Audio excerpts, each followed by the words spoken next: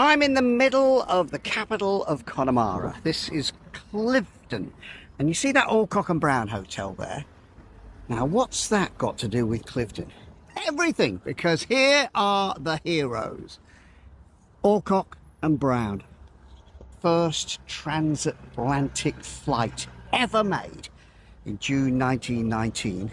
Landed in Clifton. Here's a man who knows everything about it. Terry. That's me. You got your helmet? Have you got your bike? I do. Yay! You've got an e-bike too! Woohoo! Pedalling along a little lane towards a bog. Now, one of the great events that happened right here in this bog happened in June 1919, when I was young and you were even younger. The landing of the first non-stop transatlantic flight in history from St. John's, Newfoundland to Clifton, Connemara.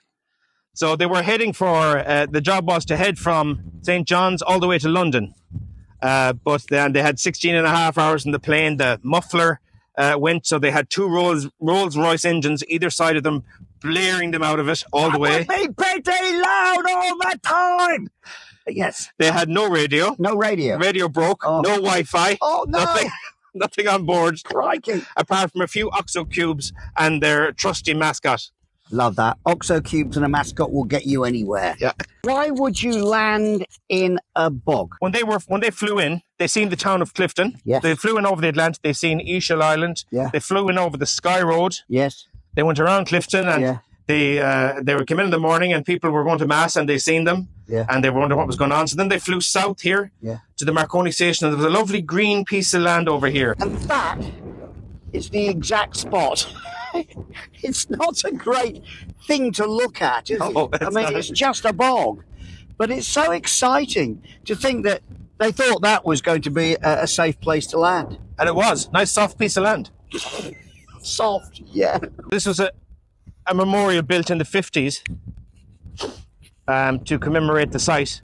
The sign on it was that it was 500 metres that way was the landing point. So it was a point for the likes of you to come along and go, I was here.